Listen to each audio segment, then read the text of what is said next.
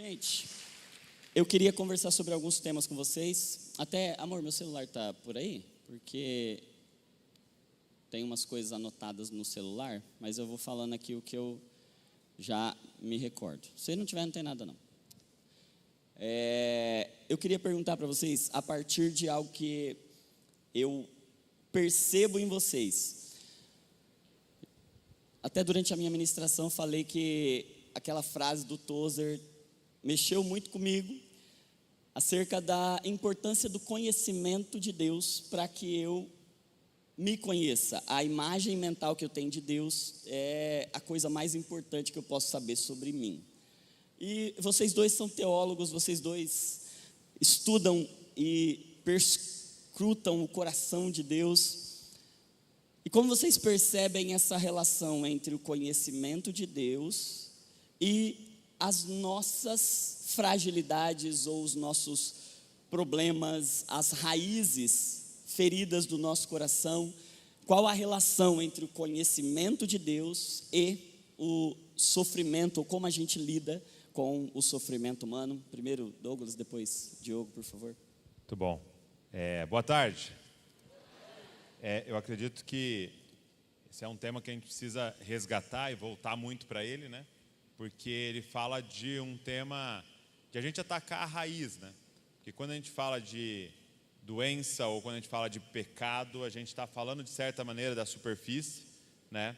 Que tem uma raiz, né? Então a doença principal, o pecado principal, que a gente pode chamar o pecado, é realmente esse afastamento de Deus, que vai fazendo a gente ficar cada vez mais ignorante sobre quem é Deus, mais cego para quem é Deus, e que vai gerando tudo isso que a gente está vivendo, né? E eu acredito que uma das principais doenças ou pecados é a gente, como o Ismael colocou aqui, é a gente achar que está bem, estando muito mal. Isso é terrível, porque ainda quando a gente reconhece, né, já é o início da cura, né? Quando a gente fala, pô, cara, estou muito mal, já é um sinal de saúde, né? Agora, quando alguém está profundamente mal, mas se sentindo bem, como você falou da OMS, né? Mas caminhando, continuando caminhando, isso é terrível. Que é o diagnóstico de Jesus com a igreja de Laodiceia, né? Ele fala, eu tenho vontade de vomitar vocês. Então olha quão mal essa igreja estava, quão doente ela estava. Eu tenho vontade de vomitar vocês são pobres, cegos, nus, desgraçados. E aí quando você chegava para essa igreja e perguntava, e aí, como é que vocês estão? O que eles iam responder? Bem, nós estamos ótimos, nós estamos maravilhosamente bem, nunca estivemos melhor. Tem doença pior que essa? Você está caminhando a largos passos para destruição, achando que está bem. E por que Laodiceia tem um diagnóstico tão diferente de... Por que o céu olha para aquela, e vamos usar como se fosse uma pessoa, né? Para aquela pessoa e fala, você está profundamente doente, e ela está olhando para ela e falando, eu estou muito bem. Exatamente por isso que você está falando, porque a continuação do texto é, eis que estou à porta e bato. Ou seja, porque Deus não estava lá dentro. Então ela era uma igreja ou era uma pessoa com Jesus do lado de fora. E se você põe Jesus para o lado de fora, se ele não está mais dentro, eu não tenho mais o ponto de referência. Então se eu tenho um ajuntamento de doentes e a gente começa a se comparar entre nós, o estar bem significa que eu sou o melhor doente. Mas quando a gente deixa o santo entrar, e a gente começa a entrar no conhecimento de Deus, você tem uma nova referência, e aí você começa a reconhecer sua miséria diante do conhecimento de Deus. Então, é por isso que saúde está tão ligada a isso, porque a gente precisa conhecer a Deus, para nos conhecer mais a verdade de quem deveríamos ser, e para conhecer como estamos, e aí nos entristecer com como estamos, né? E isso em todos os níveis. Quando eu olho para Jesus, o marido, eu posso olhar e falar, cara, que marido sou eu, preciso melhorar muito. Quando eu olho para Deus, o Pai, eu olho que pai sou eu preciso melhorar muito. Quando eu olho como o Deus criador e gestor de todas as coisas, eu falo que patrão sou eu preciso melhorar muito. Então, é esse avanço que é saúde, né? É a gente avançando o tempo inteiro, só que eu preciso estar olhando e conhecendo a Ele mais e mais. Então, esse conhecimento de Deus é fundamental, porque se eu tiro Ele, eu perco a referência. E quando a gente põe outro prumo torto, parede torta vai achar que está reta, porque o prumo está torto, né? Então, ficar voltando para a palavra, para o conhecimento de Deus, pode ser angustiante em alguns momentos, mas é a única forma, né, da gente saber quem realmente nós deveríamos ser, né? E aí, Diogo? É isso mesmo. Vou acrescentar o quê? É isso que Douglas falou. Eu diria também, se fosse para agregar, que a gente ter essa consciência que ele já colocou, que Deus conhece muito mais sobre o nosso coração do que nós mesmos. Essa coisa batida que a gente fala, que o coração é enganoso, isso é muito real. Se o coração tenta te enganar todos os dias. E o texto fala assim, Jeremias 17, enganoso e perverso é o coração, mais perverso do que qualquer coisa, quem o conhecerá? Mas Deus dá a resposta, eu, Senhor, o conheço. Então, no Salmo 139, Davi termina o Salmo dizendo, Senhor, já que o Senhor me sonda e me conhece, vê aqui se tem em mim algum caminho mau e guia-me pelo caminho eterno. Então, você não se conhece como Deus te conhece. E na luz dele você vai ver a luz. Muito bom, muito bom. E enquanto o Douglas estava falando, eu lembrava, a gente até gravou um vídeo esses dias sobre isso, né, sobre a parábola dos talentos. E aquele terceiro servo, ele é dominado pelo medo e ele enterra o talento, a graça, a bondade que ele recebeu do Senhor. E quando a gente vai olhar para a raiz disso, a raiz desse comportamento omisso e negligente, preguiçoso, a raiz do problema é um conhecimento errado sobre Deus, né?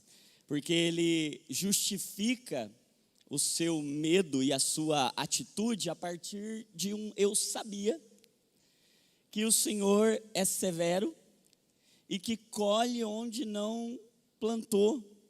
Então esse conhecimento distorcido de Deus faz com que ele olhe para si mesmo a partir de um equívoco, de uma distorção. Então a distorção sobre quem Deus é faz com que ele seja distorcido. E se ele está distorcido, agora a missão dele está comprometida, distorcida, né? Então, eu penso que, e até isso, lembrando que o Diogo ministrou no ano passado, essa realidade de nós sermos a imagem, e não o próprio Deus, mas a imagem de Deus, eu penso que existe uma relação de projeção. Então, das duas, uma, ou eu vou projetar quem Deus é em mim, para que o Deus que Ele é, crie em mim uma nova pessoa, ou eu vou fazer o inverso. E aí eu vou projetar em Deus quem eu me vejo sendo. E aí eu crio uma imagem de Deus a partir de quem eu sou. E isso é idolatria. John, isso é maravilhoso. E se você observar bem, aquele texto contém uma ironia. Porque ele projeta em Deus quem ele é, o homem amargo que ele é. Aí Deus quer mostrar para ele, nem você se aguenta, quer ver? Já que você me vê assim, por que então você não agiu de acordo com a minha natureza? Se você sabe que eu colho onde eu não planto, então me dê o que eu não plantei. Aí ele não tem. Deus está falando, ó, se eu for para você, se eu for o seu espelho, você não aguenta. Se eu refletir você, você não aguenta, né? Você não disse que eu sou quem colhe onde não planta? Tá bom, então me dê o meu dinheiro. Cadê? Estou te cobrando. Estou sendo agora, estou simulando o que você tem no coração. Você não aguenta você mesmo. Muito bom, muito bom. Então acho que fica muito claro para a gente que conhecer a Deus é saúde. É que o conhecer e prosseguir em conhecer, e isso que Ismael estava ministrando agora, que Às vezes, para conhecer a Deus, a gente vai precisar de uma caverna, né? Porque a gente conhece o Deus do fogo, o Deus do terremoto, o Deus do poder, e por vezes a gente vai precisar de lugares desconfortáveis como um útero para poder ter um conhecimento novo sobre Deus. E se a gente começar a olhar toda a crise como uma oportunidade de conhecer algo novo sobre Deus, né? Uma revelação nova acerca de quem Deus é, porque tem mais, né? Tem mais. E aí uma segunda pergunta que eu queria fazer, e aí queria até aproveitar tanto a visão pastoral, mas também a visão de familiar, porque eu percebo que esse é um desafio muito grande, quando a gente lida com alguém sofrendo emocionalmente perto da gente. E seja como uma ovelha ali da igreja, alguém que a gente ama muito, e como é que a gente, enquanto pastor, enquanto líder, a gente pode participar disso. Mas também até queria que o Douglas falasse um pouco sobre esse momento que a Val já testemunhou e já compartilhou dessa noite escura da alma que ela enfrentou, e como que o conhecimento de Deus foi importante para ajudá-la nessa fase e para lidar um pouco do que o Ismael estava dizendo aqui, que ele passou também. Então, como que a gente pode, enquanto igreja, participar da dor de alguém de modo a revelar Deus naquele lugar, né? Então, fala um pouquinho primeiro, Dô, depois. Esse é o nosso grande desafio, né? Acho que uma das grandes perguntas dessa sala, quando a gente pensa na igreja como um lugar terapêutico e o lugar mais saudável, né? Como é que a gente pode ser suporte para o outro, né? Eu acredito que uma das questões que é muito importante a gente entender é que a coisa mais poderosa que nós temos, né? O Ismael falou, né? Vários tipos de terapias vão funcionar. Por quê? Porque a pessoa falar já é uma elaboração. E aí até adicionaria o que ele está falando. Por que várias terapias funcionam? Porque a presença funciona. Então, se eu pudesse dizer assim, qual é a coisa mais importante quando alguém está sofrendo? É ela saber que ela não está sofrendo sozinha. Então, tem uma presença lá. E aí tem dias que aquela presença sabe o que falar, tem dia que aquela presença não sabe o que falar, no nosso caso humano, né? Tem dia que aquela presença chora junto, tem dia que aquela presença só senta lá do lado. Então, eu acredito que a promessa do Evangelho é essa. No mundo vocês vão ter aflições, mas nunca vocês vão ter aflições sozinhos. Porque eu vou estar com vocês até o fim dos tempos. E nós, como igreja, somos essa encarnação dessa realidade. Então, a primeira coisa que eu diria é que nós precisamos estar presentes. Como você disse, né, tem vezes que não é tirar a dor da pessoa, é sentar na dor com a pessoa. E aí um dos motivos disso, eu acredito que a gente é muito, e eu sou assim, e tenho aprendido a não ser, a gente é muito veloz em querer tirar o sofrimento da pessoa. Né, eu até gravei um videozinho esses dias sobre isso, porque a gente, de alguma forma, a gente começou a ter pânico de sofrimento, pânico de dor, né? A gente não quer esperar, a gente não quer ter nenhuma dor, então a gente tem remédios para agir muito rápido, a gente quer aliviar o tempo inteiro a dor, né? A gente tem medo da dor, a gente está sofrendo, fugindo muito do sofrimento e da dor. Só que a dor e o sofrimento, elas são muito importantes, porque a dor e o sofrimento, elas apontam para o verdadeiro problema ser resolvido. Elas são um alarme sendo um alarme sendo tocado para que a pessoa mexa em algo que eu vi uma vez no livro, aquele livro, né? A gente até ficou aí, se lança ou não lança, que era o Caminho Menos Percorrido. O autor fala uma coisa que na hora quando eu li assim, eu fiquei, não sei se está certo, porque ele falava assim, ó, depressão e ansiedade não é doença, depressão e ansiedade é cura. Como assim? Ele fala, porque a depressão, a ansiedade, a síndrome do pânico é o momento que o sistema da pessoa está dizendo assim, chega dessa doença. Que é o que a doença? a forma que você está vivendo, o estilo de vida, a forma que você pensa os seus traumas, isso é a doença que culmina nesse alarme. Quem está entendendo? É como o sistema dizendo assim: ei, tem uma essência de que Deus te criou e você está há anos vivendo fora dessa essência. Eu não aguento mais. Aí ele explode. Então, às vezes a gente é muito rápido e fala: não, mas tira isso, não deprime, não fica ansioso. Ao invés de falar: então tá, agora nessa dor, vamos olhar para o que é que você ignorou 2, 3, 5, 10, 15 anos e você vem vivendo fora da essência de Deus e que culminou nisso aqui. Então, é esse desafio de você falar: você não está sozinho, mas ao mesmo tempo eu não sou o Messias que vai tirar a sua dor. Você vai ter que submeter isso a Deus, nós vamos ter que olhar juntos para o que é que tem que ser mexido, desde o seu corpo, da sua alma, do seu espírito e tudo mais. Isso é um grande desafio. Eu estava vendo uma entrevista que um autor que a gente ama muito, a gente tem aprendido a olhar algumas coisas dele, o Gabor, né, que fala muito de trauma, né?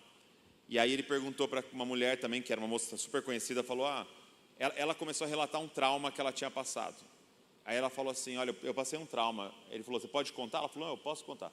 Falou: eu acordei, eu estava numa férias em família, adolescente assim, novinha, eu acordei um primo em cima de mim, né, e um toque abusivo ali, né, imagina, ela dormindo, acordou uma pessoa, um rapaz em cima dela, tal, num momento de abuso ali, né?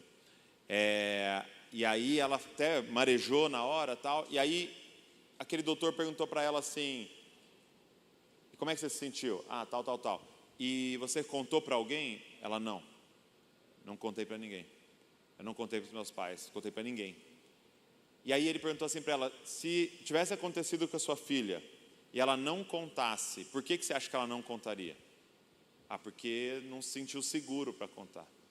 Eu não me senti segura de ir lá e contar um negócio desse. Aí ele parou tudo e falou: isso é o trauma. O trauma maior da vida não foi aqueles minutos que aconteceu aquilo, foi o estilo de paternidade que você viveu que não abriu um espaço para você falar um negócio desse. Quem está entendendo, gente? Só que aí a gente quer às vezes tratar só o sofrimento do evento e não olha que tem uma vida traumática, que o evento está só ressoando e dizendo: ei, tem que mexer nisso aqui. E a gente tem que mudar. E aí é o que Ismael estava falando: todo mundo quer um receba, mas um receba é um evento, é um dia, mas que precisa determinar em uma mudança de anos de estilo de vida. Desde mexer na saúde, a mexer na forma que a gente pensa, a mexer na nossa espiritualidade. Então assim, eu acho que é esse desafio nosso de ir estar ao lado, que já alivia, mas não estar ao lado mágico que vai resolver. Você vai ter que mexer nessas coisas e ajudar essa pessoa, seja na igreja, na família, em todos os aspectos, a falar: cara, nós vamos ter que mexer nessas coisas que culminaram nesse alarme, né? Acho que é mais ou menos isso. Muito bom. E aí, Diogo? Mais uma vez é o que o Douglas falou mesmo. O chamado do Evangelho é um chamado de profunda empatia. Paulo diz que a gente tem que se alegrar com quem se alegra, o que também não é fácil. Não é fácil. E chorar com quem chora, Romanos 12, 15. Só que a empatia profunda nasce de uma coisa chamada identificação. Identificação é quando eu me vejo no outro, né? É aí que nasce de fato a empatia profunda. Por isso que a obra de Deus em Cristo, ela é tão empática, porque Deus se fez homem. Lá em Hebreus diz que ele é um sacerdote perfeito, porque ele sabe o que é padecer. Então, a empatia profunda é quando eu vejo a sua dor em mim. Isso é muito fácil, por exemplo, nos filhos da gente, porque você se vê nos seus filhos o tempo todo. Então, se dói neles, rapidamente dói em você. Então, nós temos que transcender dessa relação pai e filho que é tão natural ir para a relação de irmandade, de casamento e perceber que a dor da sua esposa, a dor do seu marido, a dor do seu amigo, a dor do seu irmão, a dor do seu irmão em Cristo, ela é sua também, aquilo te afeta. E aí eu coloco isso no livro, tem um capítulo que é esse, que é mas não está doendo em mim, porque o livro é centrado na vida de José. E a casa de José, a casa de Jacó, era uma casa traumática. Estava todo mundo sofrendo ali com a rejeição do pai. Estava todo mundo triste, todo mundo amargurado, menos uma pessoa. Quem? José. Ele era o único que estava de boa, que contava sonho de manhã, que falava inclusive mal dos irmãos para o pai, aumentando o abismo entre o pai e os irmãos. Por quê? Porque não doía nele. Só que ele não percebeu que a indiferença dele estava alimentando, como Douglas falou, um sistema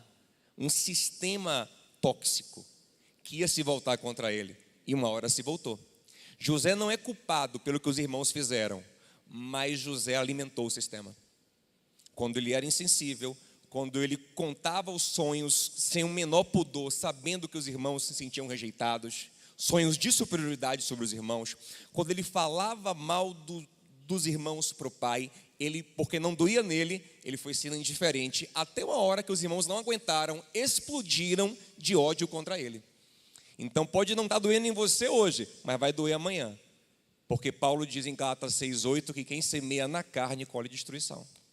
E a indiferença é a maior semeadura na carne. Jesus fala muito mais de pecados de omissão do que pecados de comissão. Jesus fala muito mais do que a gente não faz do que a gente faz. Mateus 25, né? Naquele grande dia eu vou separar bodes e ovelhas. E os bodes são aqueles, não que fizeram nada de errado, mas que não fizeram. Não acolheram, não amaram, não socorreram, não visitaram, não vestiram, não deram de água e beber, não deram de comer. Vamos aplaudir Jesus. Pessoal, isso é uma coisa muito legal para nós, somente quando você vai falar de familiar, né? Então, como o Johnny falou, a Val passou por isso. Então, é alguém próximo.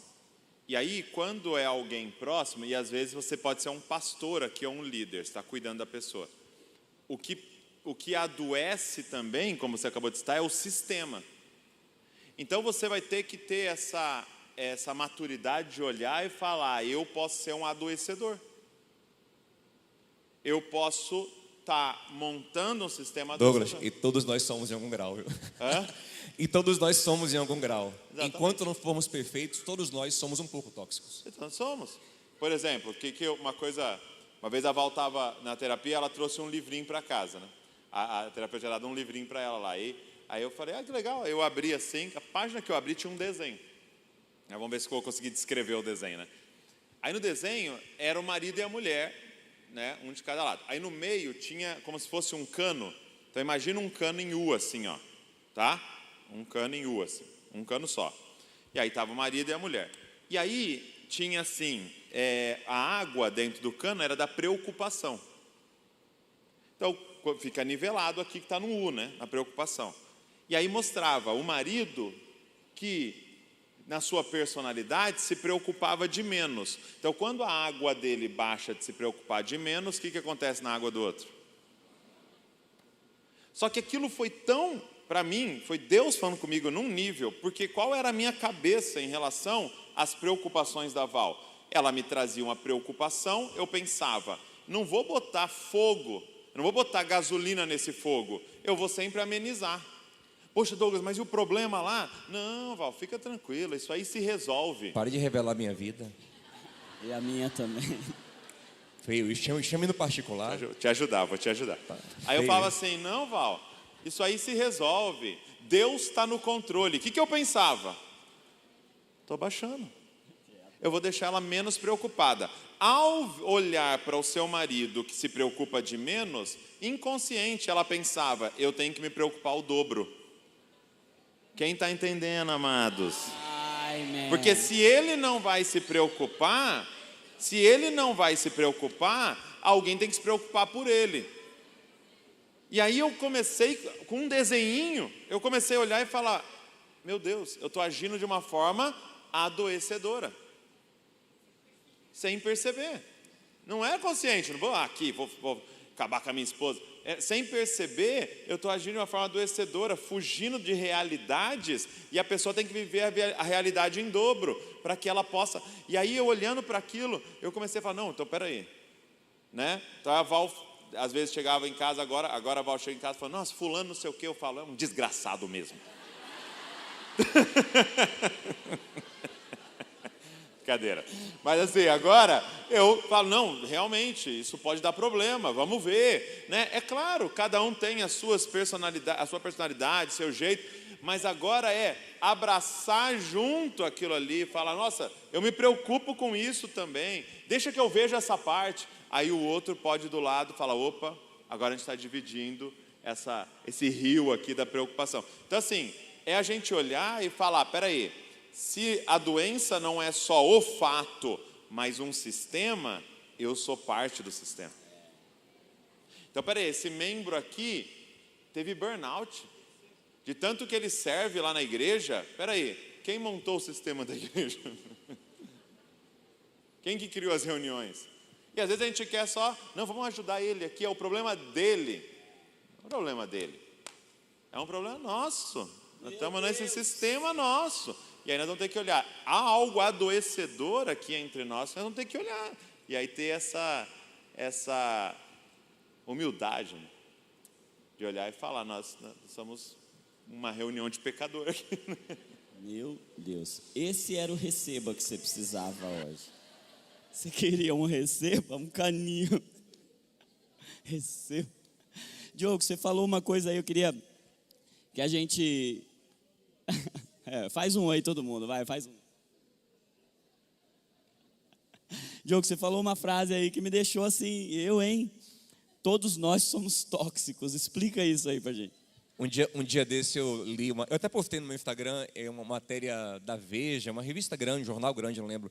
Aí dizia assim, cuidado com pessoas tóxicas, fique longe de pessoas fofoqueiras, mal-humoradas, falsas.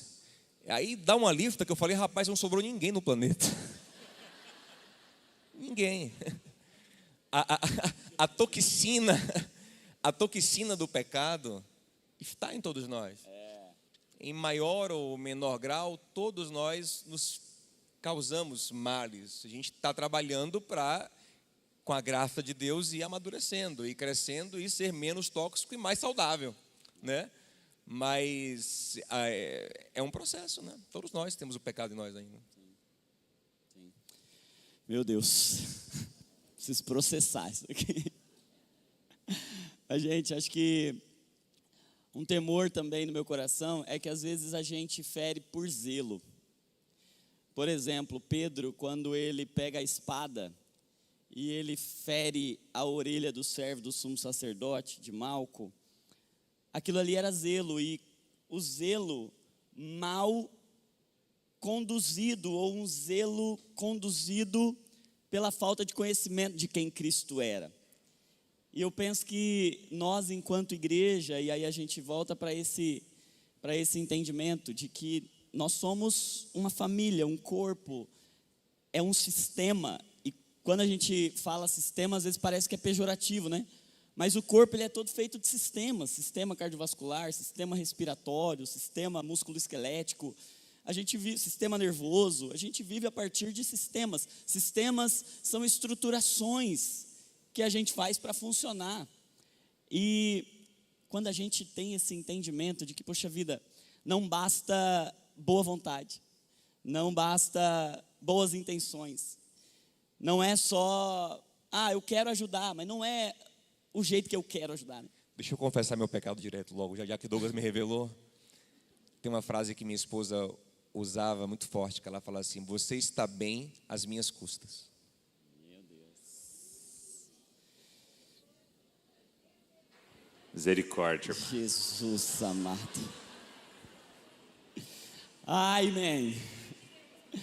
Gente, que Deus nos dê graça para a gente olhar, e esse é o propósito mesmo, é a gente não sair daqui apontando o dedo e dizendo, olha lá, igrejas tóxicas, olha lá, pessoas que... Não, é a gente olhar com esse olhar humilde, como o Dani pregou de manhã, tirar a capa e dizer, peraí, que Deus quer curar da igreja a partir da dor que eu preciso sentir, a partir do sofrimento, da frustração, da decepção. E a gente encontra geralmente o caminho da fuga, né? E a fuga é medo. E o caminho de Jesus não é a fuga, não é o medo. O caminho de Jesus é a cruz e é o amor, né? Então, Deus está nos edificando.